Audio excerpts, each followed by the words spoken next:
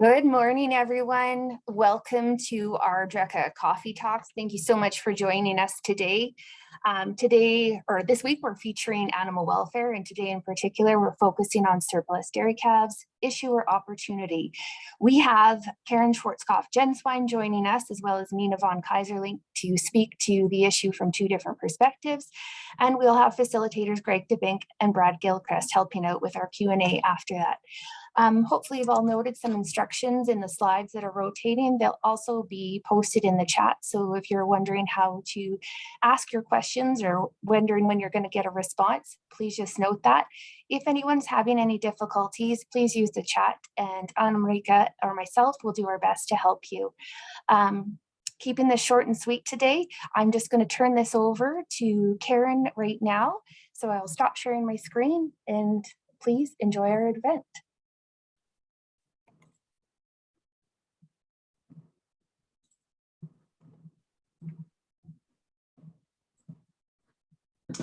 Thanks, Jody. Can everybody see my screen? Okay. Yes, Karen, all good. Okay, great. So thank you. Good morning, everybody, and thanks to DRECA and Jody for the invitation to speak to you today. As you saw in the introductions, I am a beef welfare researcher and have been so for about 20 years, working in the federal government and provincial government.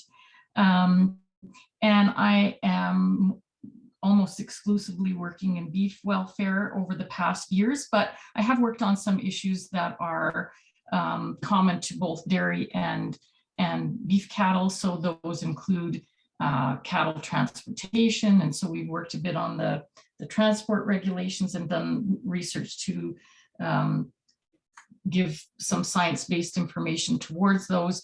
We've looked at compromised cattle coming out of auction markets, and we've done a bunch of work on pain mitigation for castration. This presentation is by myself as well as my postdoctoral fellow, Daniela Melendez in Lethbridge. She's been very instrumental in kind of conversations regarding this topic, and she was the first one to bring it to my attention. And so it's really why we kind of started to look into it. And our interest came, obviously, it started on the beef side of things and thinking about the effects of pre-management and health and welfare outcomes in feedlot cattle. We are in the heart of feedlot country in the Lethbridge area, and there are also numerous dairies around the region. And so it is really common to see dairy purebred dairy animals or dairy type cattle within our feedlots here. And really that's where we started to think about dairy beef cattle. And it is really a new area for us. It's a new area of interest, but I think it's a very important one. And I hope to share with you our thoughts about, what it is, what it means for you, for the continuum of the industry. And when I talk about the continuum, what do I mean? So as you're keenly aware, as the dairy industry, you produce a surplus of calves, and those include bull calves and heifer calves that are not kept for replacement in your milking herds. And so currently, I think these are stats of as of 2021, you have annually, you produce about 600,000 surplus calves into the cattle industry, and which makes up about 12% of all slaughtered cattle. In terms of the bull calves, 40% of those have gone for veal. That could be getting less over time, and then 60% go into these dairy beef operations that we were thinking to look at. On top of that, there is increasing use of beef semen. I think there is a stat, a recent one in 2021, showing that in Quebec, the use of beef semen increased from between 2016 and 2021, between 7 and 30%. So that's quite a jump. And there is obviously recognition that the crossbreeding has some benefits in terms of marketing your calves. So things like faster growth, better carcass attributes, and a consistent and high quality product because of the heterosis of the the dairy beef cross. Of course, you still produce your purebred animals, and those go into the surplus as well. And we all know, we've had, you know, these conversations many times, there's much written about it.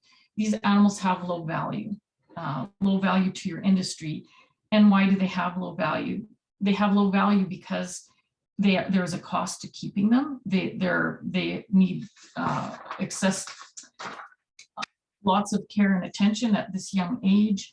They need to be, you know, fed and in proper housing and treated appropriately. So this is a burden to a system that produces milk as a product instead of meat as a product. So that's why we believe that this product has low value overall. So then comes to the dairy beef operation, where you would sell these animals. They would be sold. Typically, they're very cheap to purchase.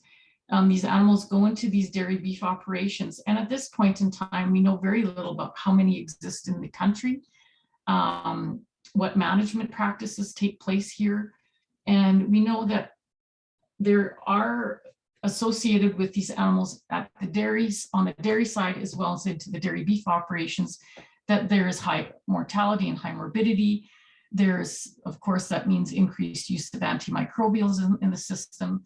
That means we have compromised welfare. And we had a question then, really what happens in terms of the management on these dairy beef operations?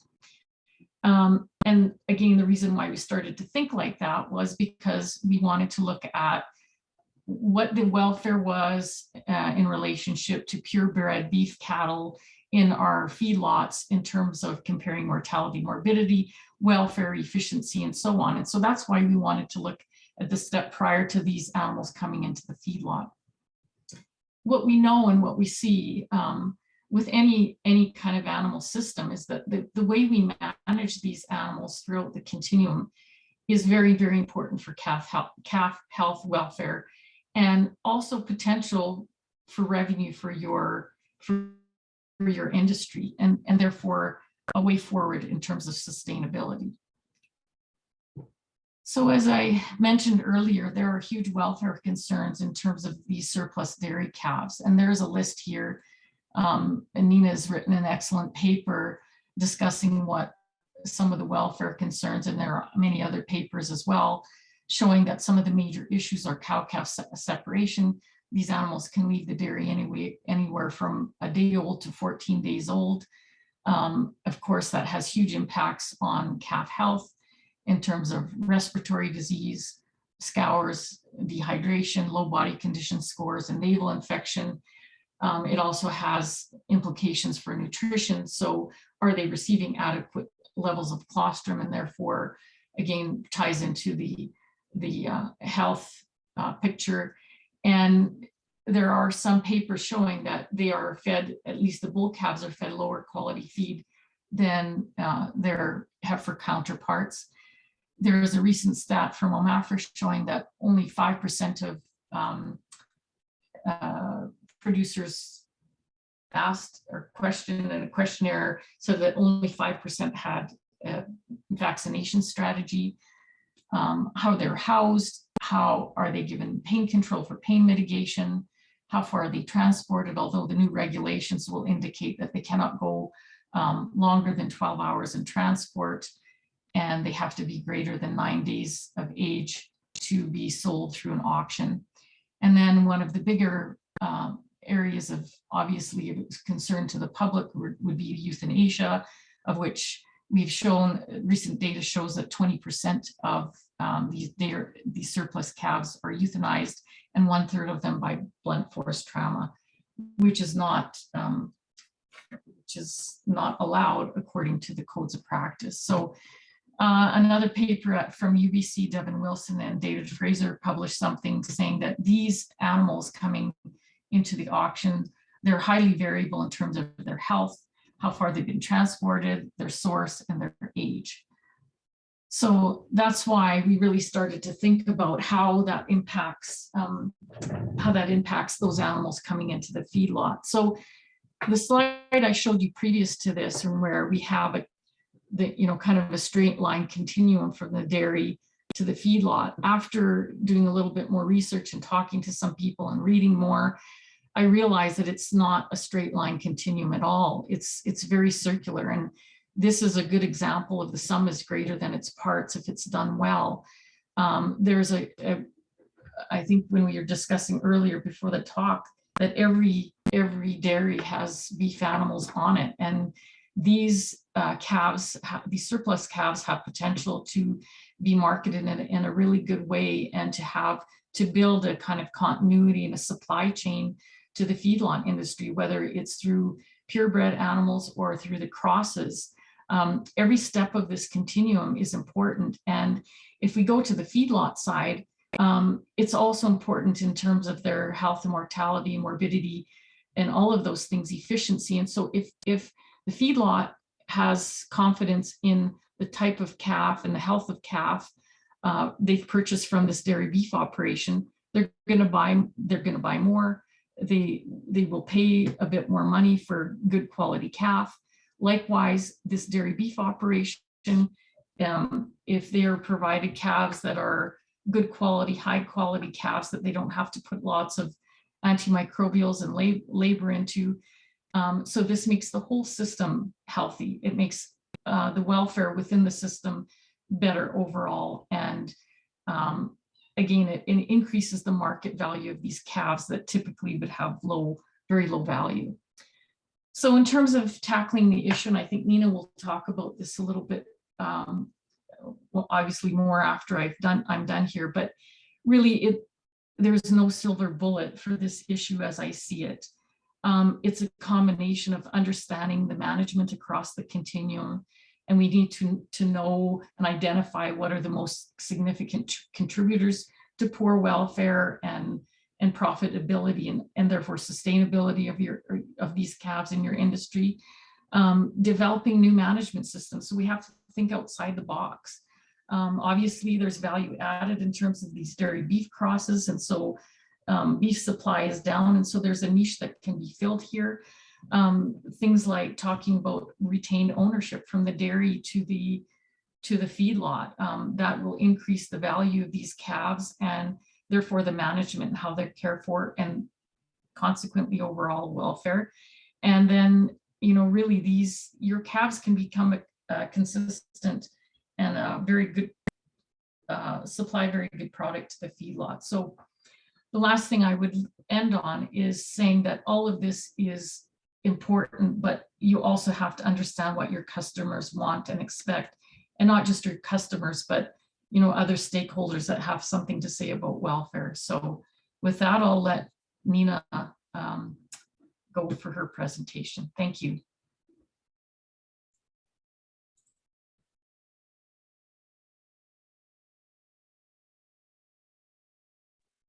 Can you just stop? Oh, okay. Did you stop sharing your screen, Karen?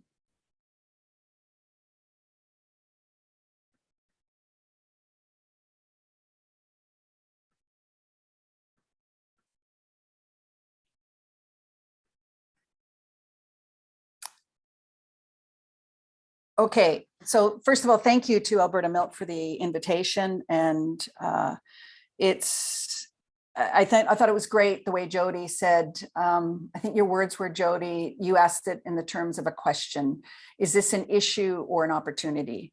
And so my talk, I'm going to basically start out that this is an issue, and I'm hopefully going to end with this as an opportunity. And what I'm going to do as well, I'll duplicate a little bit about what Karen said, but also bring in the global perspective. I'm doing this in part so that you realize that you're not alone in this issue. So this is just a news article by Tom Levitt. He's a reporter with The Guardian who writes an awful lot about animal welfare issues. Tom Levitt was a Nuffield scholar and spent 3 months traveling around the world familiarizing himself with the dairy industry. So that was his goal as the Nuffield is as a way of funding basically 3 months on the road. So your travel expenses, and you are put in touch with sort of the key individuals, both in academia and in industry, on a particular topic. And he chose the dairy industry. So I have talked to this reporter a lot. He is not uninformed. So this was an article published at the in 2020 at the end of the year, and it was called "The End of Dairy's Dirty Secret. Farms have a year to stop killing male calves." So what I want to do today is really create a narrative here for a discussion, because this is a really tough subject. I know that I rattled a lot of feathers when I published the paper that Karen referred to. I published it with Sarah Bolton, and we called it a wicked problem. And we don't mean, and wicked problem is, it's actually a defined term in the academic literature. And there's a whole bunch of criteria that an issue has to meet these criteria. There's 6 or 7 of them, if I remember. We basically did an analysis of the surplus calf issue, and it met all of the criteria. And one of them is that there's no simple technical solution. You can't just, and again, I guess you can't just do one little thing and solve the problem. And it's sort of every which way you turn, there's a challenge that you're faced with. So I'm going to go through some of the work that we've been doing and some of my thinking. A lot of this comes from, I have to comment on my PhD student who also works for Dairy Australia, Sarah Bolton. She and I meet every week to discuss this issue. And so you think Canada has an issue? I mean, Australia, 70% of the surplus calves are killed within the first 2 to 3 weeks of life. And now we have banks in Australia who are threatening not to loan money to dairy farmers because of this issue, because they see it as a huge risk. I also wanted to, for those interested in terms of the status of what we know in North America, Dave Renault's group, Katie Kreutzinger she's now, I think, in Wisconsin, River Falls, with Katie Proudfoot in PEI. They did a really nice review on basically focused exclusively on the North American system, but they really focused at the farm level. So the dairy farm, and then the transportation and auction and the calf raiser. But basically, saying that there is, I'm sure some of you guys are doing a great job, but generally speaking, we see that these calves are cared for at substandard levels. Inadequate colostrum, euthanasia, limited feed intake. They got to travel a long ways. That's now, of course, been changed a little bit in Canada with the new regs. Devin Wilson, as Karen said, showed that there was high rates of disease and morbidity of these calves that, are essentially leave the farm. And in Devin's study was done before the new transport regs. So these cows were leaving the farm at 24, 48 hours of age and then being transported, at least from British Columbia into Southern Alberta. And it was hard to read that work because there were some huge challenges with it. I'm actually going to get you guys to think about this in two. It's not just one issue. There are 2 pressing issues. There's the fate of the newborn calf. All of them are separated. And, this talk is not about cow-calf separation, but it is an issue that we know that the public is going to get wiggly about. And some of these calves that are not needed for replacement and there's no supply chain for them, very much market dependent, are euthanized immediately. Not a huge percentage in Canada, but it does happen. And as Karen said, we still have farmers using blunt force trauma. I was in Atlantic Canada just before COVID started, and this is when the transport regs came out, and I had a farmer crying because he didn't know what else to do with his calves because he didn't have the infrastructure to keep them on farm. He couldn't put them on a truck till they were 8 days of age, and he felt that he had no choice but to kill these calves. And it broke my heart because it broke his heart. We do know those that are not euthanized make their way through the supply chain, and there's high rates of mortality, high rates of morbidity. In Canada, we have veal production. It is declining. I don't know in Western Canada, the last time I saw veal in a mainstream grocery store, it's still, consumed quite a lot in Quebec. And then we have sort of the dairy beef, what's going to happen there. Just to give you a clue, we just finished a focus group study of 45 vets from across Canada. These are some of the views from the Canadian vets. I think you'd become a lot less motivated to keep cows alive if you're only getting paid $100 to keep them on for 9 days. If there was something we can do to create markets, we probably wouldn't be having this discussion. probably true. The role of the veterinarian is to speak for those calves to allow them to have the quality of life that they should. If it's a male, it is definitely not euthanized in a humane way. And again, I mean, I'm not saying that all farmers are like this, but this is a huge challenge, and it's also a huge reputational risk for you. We know that around the world, different countries are doing different things. So in Great Britain in 2020, they published their dairy calf strategy. Well, basically and this has nothing to do with dairy beef. This is simply tackling the euthanizing of a healthy calf. And so they have now put this strategy together that they are committed to rearing all calves with care and eliminate the practice of euthanizing, and these are healthy calves. Dairy Australia, as I said, 70% of the calves are killed within first three weeks of life, 2 to 3 weeks of life. This is public facing. So they are telling the world that they are supporting the development of more profitable and sustainable pathways for surplus calves, improving the value of surplus calves, and therefore reducing the number of calves processed or euthanized at a young age is a priority for the dairy industry. And they also have a comment about cow-calf separation, but I won't go into that now. So globally, we're seeing a huge shift in this. In the UK, Arla, which is a huge processor, has now said no healthy calf can be euthanized before it is 8 weeks of age. In Ireland, the Board BIA has said from November 2019, no healthy calf will be euthanized. Denmark, no healthy calf euthanized from 2022. And again, now this refers to the UK. So of course there's welfare implications. You know, is it better to euthanize these calves than put them on a truck and they go through absolutely a horrible life? Yeah, one could make that argument, but it is also an ethical issue, is because I don't think you can ever convince the consumer that's the right thing to do. I just want to end with just one study, a few slides on, I don't want to scare you here in terms of cow-calf separation, but we did this is a survey that I did together with Caroline Ritter from PEI. We were interested in the public's views on both of these issues. And I did this study because I wanted to know which one of these was the bigger issue. Obviously, we can't tackle all of them, but is there one that we should tackle first? So in this case, it was a representative sample of Canadians and US, 1,000 people. They came into the survey and they were given one of two treatments. And we looked at age at slaughter, less than 2 weeks or greater than 12 months. And I just want to clarify here, the reason we said less than 2 weeks is I didn't want to say that these calves were euthanized on farm. I just thought I was hoping that it was a slightly more, a little bit more appetite for that word than saying they were just simply killed on farm. And then early separation, yes versus no. And so this is totally balanced for cognitive load. And then we asked them a bunch of questions about whether or not this was acceptable, appropriate, those sort of things. What we see here, this is participants' attitude to the system, age at slaughter, 2 weeks or 12 months. And what you can see is that they were more positive towards systems that slaughtered calves later in life, even if they were separated. So this basically tells me that we really need to get this euthanasia issue under control.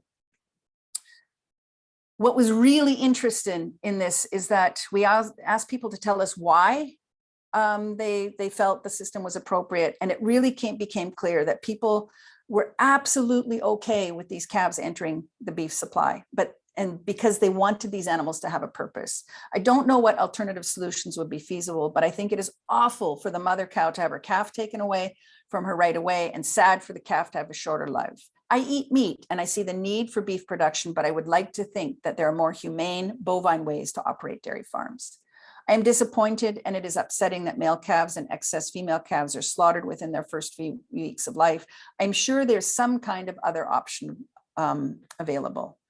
So the key findings from the Ritter were that the failure by the dairy industry to provide assurances that the surplus dairy calf has a reasonably length of life. And we actually added, I didn't show it here, but we asked them how old the calves should be when they were slaughtered. And on average, it was 12 to 18 months. So they see them as having some sort of life. As awareness grows, this is just the issue of cow-calf separation is not going to go away. And so I also encourage discussions on these things. This is just a slide that Sarah and I have worked with before. And this is really, I want you as dairy farmers to think of this as the entire supply chain. and not just what you do on your farm. And I saw there was a thing in the chat where somebody had Jersey calves and then had been crossbreeding them to beef semen, and now all of a sudden they're getting much less. I absolutely think sex semen is part of the solution, but it is not the only, this is not going to be your magic bullet. I think somebody has to take control and ownership of this issue, because I've tried to talk to the Canadian Cattlemen's Association and they're not interested. Yes, they have somebody on that file, but they're in the business of beef. And in their mind, beef is not coming from the dairy side. There is lots, it's going to mean taking control and creating value. And you're going to have all the people along the supply chain as part of the solution, including the consumers. So just my last slide, the road forward. In the short term, I think we have to be transparent about the willing to engage in meaningful change to the practice of euthanizing healthy calves. You must show that you're committed to giving these calves a purpose. The process of moving to end early life slaughter will no doubt be bumpy, as it will involve system change. And this is where I see this is where the dairy beef will really rise to the top. You're going to have to get everybody in the supply chain. It will only, I think, be successful and sustainable if you have all the stakeholders right from the get-go, including, people like Brad from CMEX and the packers, the processors, everybody, and the community has to be involved. I do think technical solutions will play an important role in the short term, but there's no one magic bullet that's going to fix this. We need to close the gap between what we do on farms and what the public think a farm looks like. And I think by doing so, we'll also have opportunity. Thank you.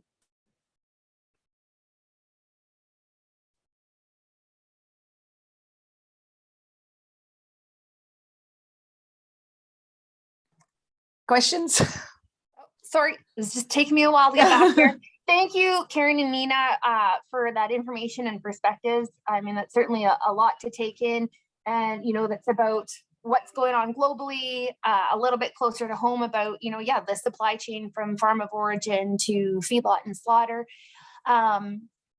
I'm going to turn this over right away to Greg and Brad to lead the Q&A discussion. So Greg, dairy producer, board member of our research committee, Brad with CMEX, lots of knowledge on what's going on in the beef industry and what they're looking for as far as animals, genetics. I'll let you guys talk about that. For you as attendees, where do you see opportunities? Where do you see challenges? Do you see a role for Alberta Milk in this? I will politically correctize what I was told when I took my job with Alberta Milk from a former director is you have your stuff together as Alberta Milk and as a group of producers. And certainly over the last 10 years that I've been with you, that is what I see. You have it together and you really want to identify issues and move forward. So it makes it really exciting to have this conversation today and turn this into the opportunities. So is it a research project? Is it just needing more information? So I will leave it there. Greg, Brad, we are turning it over to you. And again, in the Q&A, you can type your questions in, you can raise your hand, we can let you speak to it, and away we go.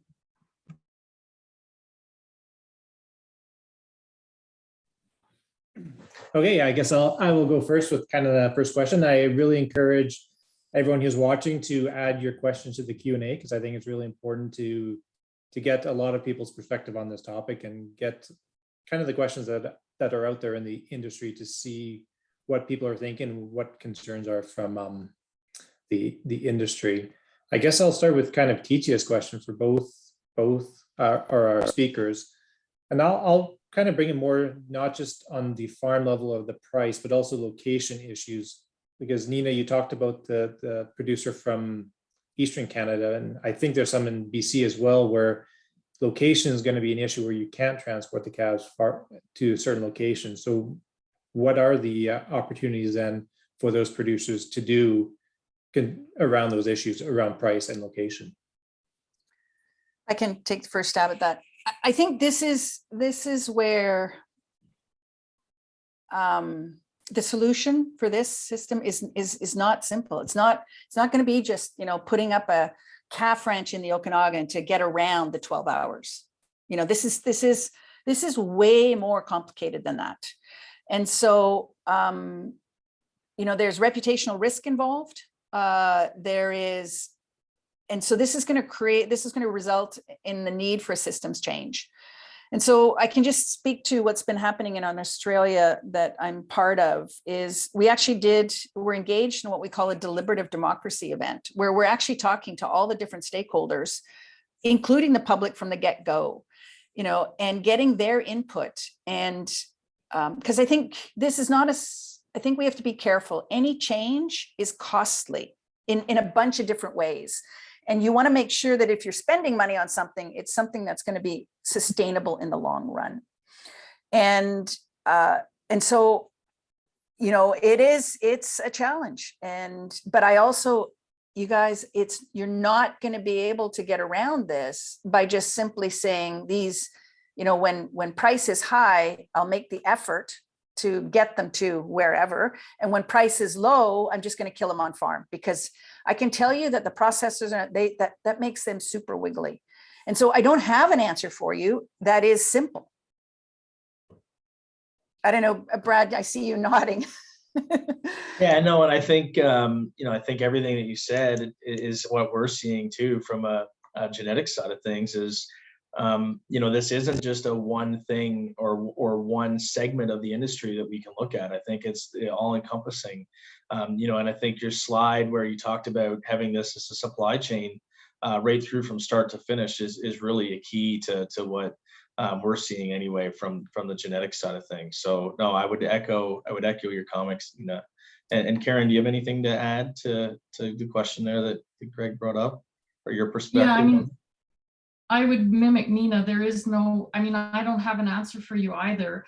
I know I listened to a talk it was on the USDA in February from dairy producers marketing to the feedlot industry. And they have, it seems like they're further ahead than the Canadians on that. They have some of these supply chains already built, and they had a large feedlot guy talking, and they had a dairyman talking, and some of those animals are retained ownership from the dairy to the feedlots in which they're contracted. And it looks like for sure they were getting more money for blacks, right? We know that those black cattle that look less like dairy animals get more money. They produce better and so on. So it's not going to be a fast change. Like Nina said, it's something that we have to consider. There's going to be bumps in the road trying to move in that direction. I think part of it maybe is because the US is not supply chain managed, that they acted, I think they went sooner with it because, this is added revenue for them, right? So I think anytime where you can see, okay, I'm not getting much for my milk, and now what else can I do? This was an added thing for them, and value added. And I think that also helps kind of build this system, the new system that needs to develop. Just one other comment. I think where their opportunity lies is also on the issue of environmental sustainability. The carbon footprint of beef from dairy is 1,000 times better, maybe not 1,000, but it is way better than beef on beef. And so there are huge advantages that could be realized by that, because you're taking this cow, she's producing milk and she's producing beef. The whole equation looks a lot better. And I know, I can send Anna Marika and Jody a series of, I guess they're talks that both Brad and I spoke at this Dairy Beef Forum in Australia, I guess last July or something. And it was fascinating to listen to some of the leaders in the field who were working on this. And there was a group, I guess a company or a group of farms who had found a market, believe it or not, in the United States, where they were selling dairy beef raised on grass as a high value product. Because nobody in the United States, to get grass-fed beef is difficult in the United States. And it was cost effective for these Americans into this high-end restaurant. I believe it was primarily California. And I just kept thinking, wow, they're selling this, they're creating this product and the Americans are buying it up. Why isn't Canada doing this? but I mean, it was clear it was grass fed, and that's one of the things that our study also showed, is that people see, you know, we asked them what are the things that they're most worried about after they did the survey, and if those that had been told that the calves were 12 months of age, the number one thing they wanted to know was whether or not the calves had been raised on grass. Those that had been told the calves were killed at 2 weeks of age, they wanted to know more about the age of that calf. But I think in some ways, this is the opportunity. You're starting with a blank slate in some ways. Create a product that people want. And in some ways, you're diversifying your income streams. I would add to that, Nina, if any of those industries or operations along the continuum are not, you know, caring for the animals in a way that they're going to be, you know, they're sick animals or subpar animals stay longer on feed. So what effect does that have on the carbon footprint? Like every way along that chain, you're increasing the time they're on feed, right?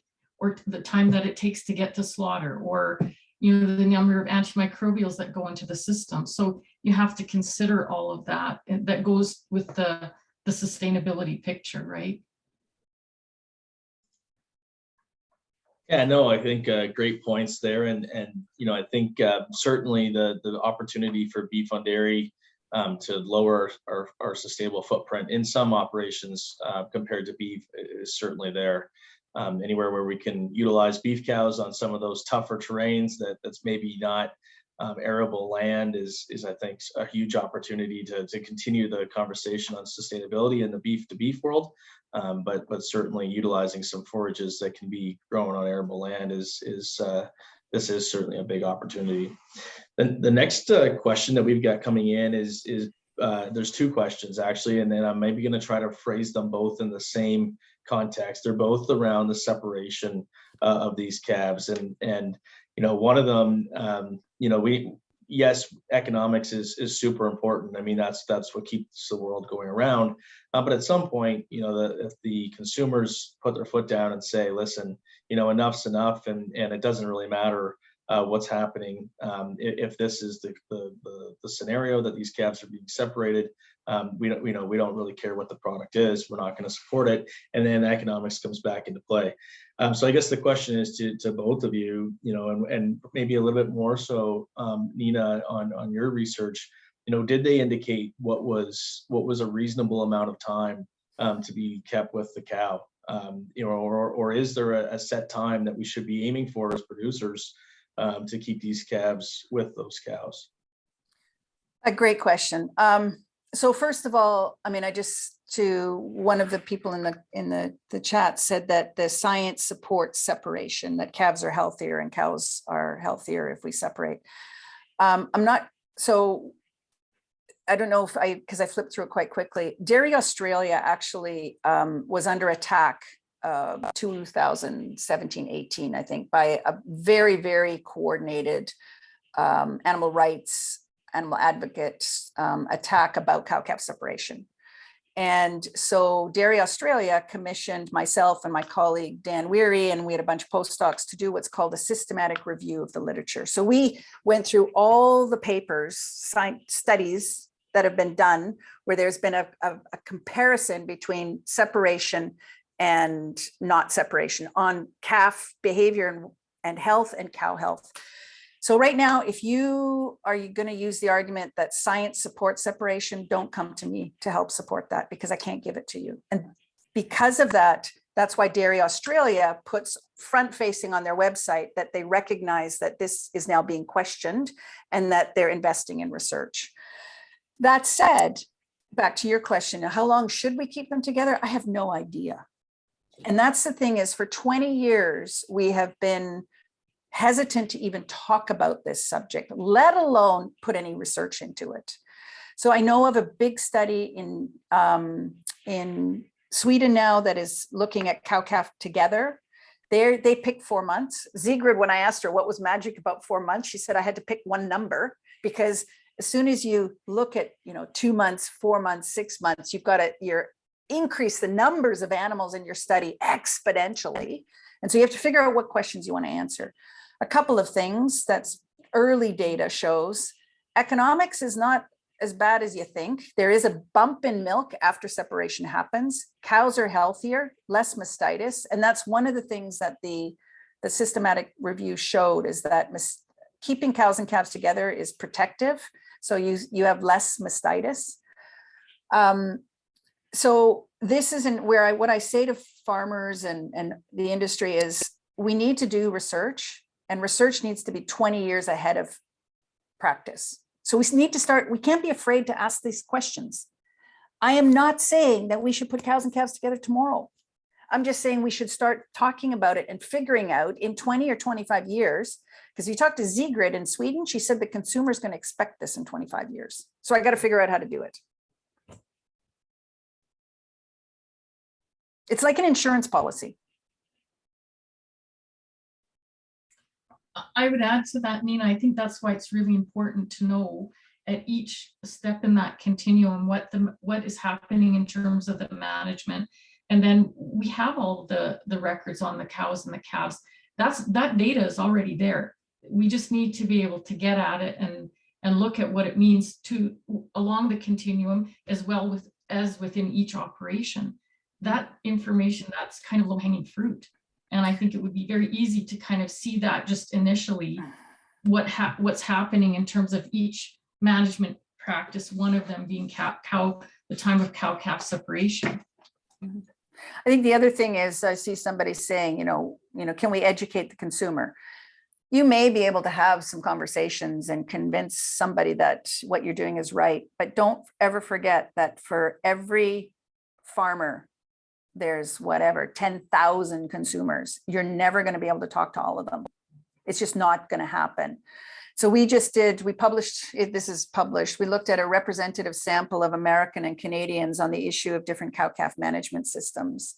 I did it primarily because I was really interested to see where the foster cow systems fell, because many farmers, including some Alberta farmers, have phoned me and said, look, I could see maybe doing the foster cow system, but there's a lot of cost involved in even getting that set up. And so I was worried that the foster cow system would be like the furnished cage in chickens. Like there's all this research put into the furnished cage, made a little bit bigger with a nest box and all this, but the public has completely rejected it. When was the last time you saw furnished cages in a grocery store? You just don't. And we explained that the calf was separated, that it was fed milk by the farmer, the cow was milked by the farmer, and we gave 4 scenarios: individual, small groups, foster cow, cow-calf contact. And then we asked acceptability and stuff. And my prediction was that individual would be the worst, followed by small group, followed by foster cow, and the most accepted would be cow-calf contact. That's not what we got. There was no difference between the first 3. Anything to do with separation they just rejected it. So, and again, though, it doesn't mean, I think the narrative here is not to say that the public is ill-informed and stuff. The narrative is that you listen to the public and you say that you're willing to engage in conversation. There's no expectation that you're going to change overnight. But as soon as you tell them that they just don't understand your business, you've lost them. And you need them a whole lot more than they need you. That's the reality. The question is no longer, are they going to buy milk? Because that's the other issue here is, if you are, it's not just the beef from that system, but what kind of backwards carryover effect is that in terms of buying milk on that farm? And we already know that 25% of the UK citizens are no longer buying cow milk. They're buying milk alternatives. We need to create a higher valued product in the eyes of the consumer. Okay, thank you for those answers. I'll pivot the conversation back to a question that was asked to Karen. Somebody was asking for clarification on the 19% mortality rate, and does that include all deaths right from birth, including stillbirth, or is this after the calf has left the farm?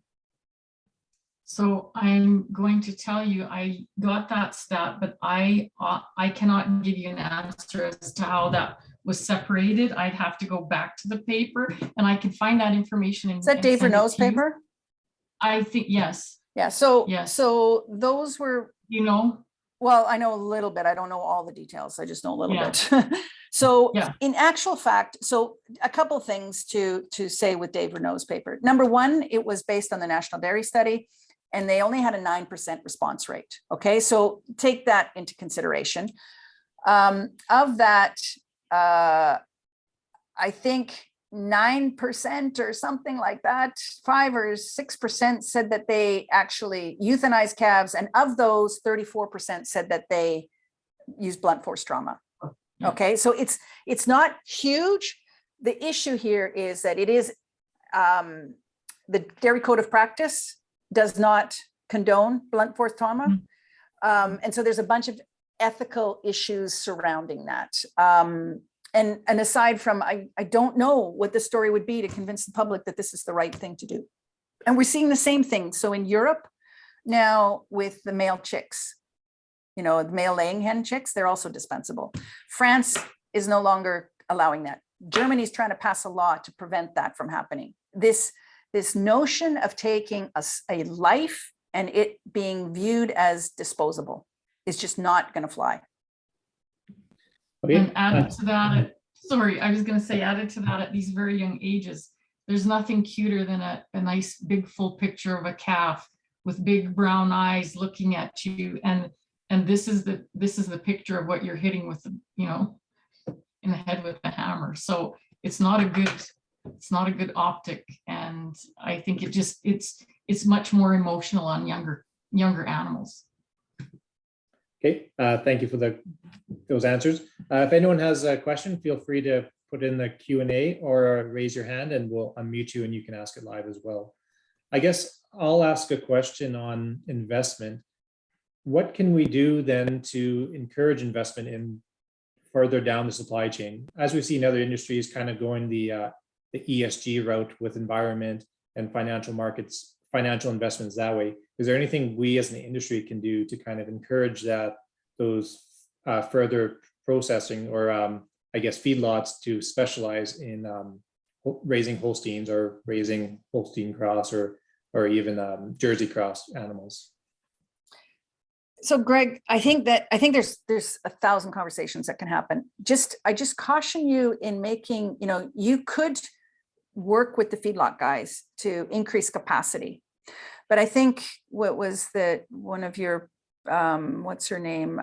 Tizia, she said that she gave this example where they used to get $250 for their crossbred jerseys, and now they're getting $50. You know, market saturation, you know, when something's new, there's value in it. When it becomes old news, you reduce value. So again, here, if I were you guys as an industry, I would engage in discussions all the way down the supply chain.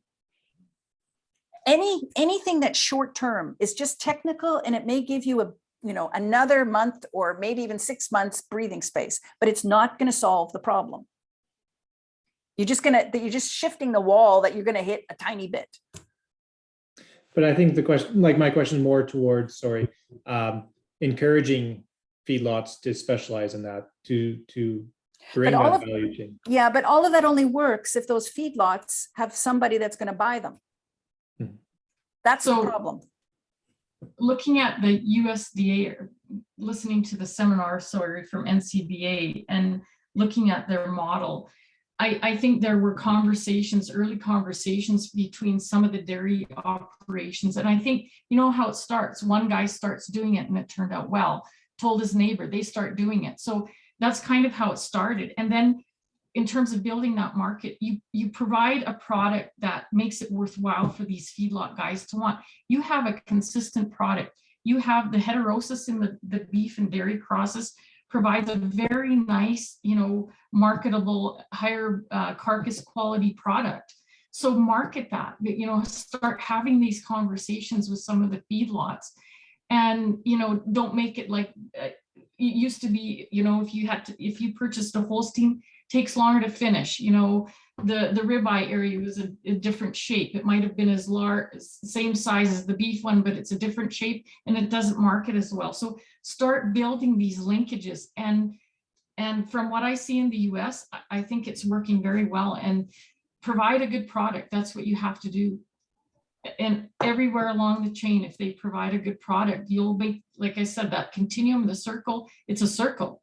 It's not a But, straight yeah. line, it's a circle. And so those feedlot guys will come back and you have a consistent product, more consistent than, you know, the genetics are consistent on the dairy side. So you're going to have a more consistent product. Yeah. And I get, yeah. Sorry, I just was going to say on constantly that, Karen, is make sure that you spend some time thinking about what good is. Yeah, I think, Yeah. you know, everything that we're hearing here is it's about creating the right kind of product right from the start, you know, through genetics and how we raise these calves from an animal welfare standpoint, and then how these cattle are treated and feed and convert feed, and right through to harvest and making sure that we've got a product that is sustainable, tasty, and economical to the consumer. Jody, you had your hand up there. I'm not sure if you want to comment. Sure. No, I just some points that were raised from everybody in the discussion, and you know, certainly Greg inviting the discussion of where do we need to create more information, or where do we need to share more information. So my question, you know, back to attendees is, you know, what do you know about the next step, right after they leave the farm of origin about calf feeding? Do you have a great relationship with your calf feeder? Are you getting a premium? You know, if you are, you know, what are they driving that return back on? You know, is that something where we can facilitate a relationship? And I guess you guys were speaking about the feeder, and again, you know, how do we create value for the feeder? And Karen referenced the NCBA webinar, which was, I think, fantastic in sharing some of that perspective from a dairy producer and entering into the dairy beef chain, raising their own calves, and saying, you know, I went into it, but I didn't actually really know a lot about the feeder system and what they value in an animal. So we'll make sure to share that post event. And then Brad, so these are my thoughts for, again, this is many conversations in this discussion. And just, you touched on genetics. And so are you getting triggers on the genetic side about certain breeds? I guess this is what I've been asked for as a staff, or even within certain breeds, are there certain sire lines or other characteristics that, you know, dairy beef is being asked to focus on? If you could speak to that. Yeah, for sure. So from the genetics side of things, I think it's the whole conversation that we're having today. You know, it's about animal welfare and talking about, okay, how do we treat these calves best at birth? You know, by incorporating homozygous polled sires into the lineup and making sure that we're not, you know, dehorning these calves at birth. And you know, as we move into the feedlot side of things, you know, making sure that these cattle can perform on feed and convert feed. And then again, when we look at carcass weights and carcass quality and size and shape, you know, as Karen alluded to, you know, these dairy carcasses do have a different shape to them, and they do have different carcass weights, and they do, you know, do look and perform differently on the rail. So, you know, it's taking all of that data from a genetic side of things and putting it into one sire. You know, and this entire conversation, you know, what drives a lot of this is consistency and creating a consistent product that is repeatable and again, sustainable and animal welfare. You know, all of these things come into play. And to me, maybe a little biased here, but for me, a lot of this starts at the genetic side of things, making sure that we've got it all built into it at the ground up, and then incorporating, you know, everything from best management practices all the way through, making sure that we're checking the boxes and ensuring that we're providing a safe, reliable product ultimately to the consumer. Yeah, I can just echo what Brad's saying. And I think provenance is going to become a bigger issue. It's, you know, people are going to want to know where life started for this piece of meat and where did it end, and what are the things that happened along the way. And so I guess I would really encourage you to start from the birth until slaughter, and not just get to the feedlot. This is right through the entire chain. I think the other thing that is super important here is that somebody at this point, I don't actually, in all the conversations that I see, is that nobody really wants to take ownership of this issue because it's super scary and it's super complicated and it's a big, thick question. But I guess I encourage the dairy industry, you know, you're the ones that produce these animals, and you should own this. Own it, from beginning to end, and because it will come back to haunt you if you don't. Because at the end of the day, even though you may have, they all go crossbred, but you're still going to have some black and whites in the system, because you're going to have some heifers that just, you didn't get a few too many and they went down that system, went down the road. And again, is making sure that you're driving the conversation. You got to be out ahead of this. We did some focus group work in Atlantic Canada after the change in federal regulations. There was a bunch of farmers super keen on trying to get this going, and they were hungry for questions, for answers. And so we did the focus groups with the farmers, and then we did focus groups with the allied industry. So the nutritionists, the drovers, the processors, the genetics systems. I mean, Brad, maybe it would have been good to have you there. I know you weren't there, but what happened was the farmers all said, look, I just need to talk to the packer. I just need to talk to the geneticist. I just need to talk to the nutritionist. They're going to tell me what to do. When we turned around and talked to the packer, to the geneticist, you know what we heard from them? We just need to talk to the farmers. They'll tell us what we want. So we had this impasse. And so these are things where you've got to drive the questions, and you can't wait for somebody else to give you the answers. You've got to drive this train. And I think if you do so, I think there's opportunity. Because you have, in many ways, I mean, we've got to deal with the cow-calf separation issue, but I don't think the public expects you to fix that overnight or change that overnight. Just acknowledge it. Just acknowledge that this is a thing that you do. But you've got to really be proactive, positive thinking. And, part of this is going to be engaging with the cattlemen. You don't want them bad mouthing your product along the way, because you're threatening their business propositions, right? So you need to have them on board from the beginning. Anyways, on that note, I'll be quiet. I would say know who you're marketing those calves, that dairy beef operation. Know who they are, know how they're managing, because that's gonna come back to you. The same with the feedlot people. Know what dairy beef operation you're buying those cattle from. Even, I showed the slide where those Holstein cattle are, that they're dairy animals, but even when the crossbreds, you can see some phenotypically look more like dairy than they do like beef.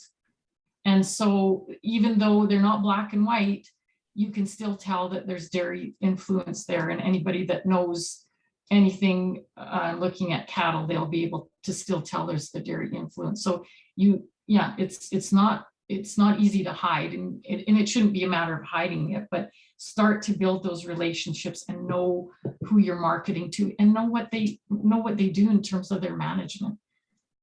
That's just one further point to Karen, what you're saying there, and I want to just be clear of what I was talking about with improving average daily gains. I wasn't talking about improving dairy crosses over top of what the traditional beef industry is, but rather making sure that we select sires within the dairy beef sector to improve those average daily gains. So making sure that we're not using inferior genetics to create cattle that don't perform well, but not necessarily comparing across to a straight beef calf. I just wanted to clear that up here. That's good. I know there's some recent work at Texas Tech, and I don't know that it's published yet, but showing that essentially the pure beef and the crossbreds and the pure dairy, the dairy beef animals are intermediate in almost most characteristics, measures, performance, etc. However, the tenderness is always better. Some of those meat, the taste characteristics are better. So, I think there's the two people that were talking at that webinar were extremely positive about their experience and having that supply chain between the groups and direct marketing to the feedlots. It's working out very well. So talk to those people too. I have their contact information and can share that with you. But yeah, it's a good place to start. So thanks, you guys. Thanks for asking us to talk. Yeah. Well, thank you, Karen, Nina, Brad, Greg, for the presentation, the discussion. I think, yeah, there's been wide-ranging conversation that there are many questions, some answers. There's many players in this too. But as was highlighted, this is maybe our opportunity to be the driver. Hopefully we pull others on board with us. And when I say others, that's not necessarily other dairy producers, that's other members in the supply chain. And there's certainly, I think, a lot to take back, just even as, you know, what can Alberta Milk do on this conversation, and providing some more information to producers? Can we build some bridges between there? Can't do it all, but can we start the conversation? So really appreciative of everyone's attendance today. The event has been recorded. We will be sharing the link following the events of this week with attendees, so you can watch it and listen to the discussion again. We will also be sharing Nina and Karen's contact information if you have questions you'd like to directly follow up with either of them. And with that, I would like to say thank you again and have a wonderful day. Jody, can I take a quick minute to just introduce Daniela Melendez? She works in my group with me, and she was instrumental in kind of starting to talk about this work. So maybe just Daniela, if you can show yourself on the screen, and just so people know who you are. Hello. I don't have the option though to have the camera on. Okay, yes. But thank you for the introduction, and yeah, great presentation, Nina and Karen, and great discussion from Brad and Greg too. Thanks for having us. Okay. With that, thank you, everyone. And yeah, some food for thought. Oh, Daniela, we have you there now. Hi. Thank you, Karen, for the introduction and great discussion. Okay. Bye, everyone. Thank you. Thanks, everybody. Bye. Talk soon.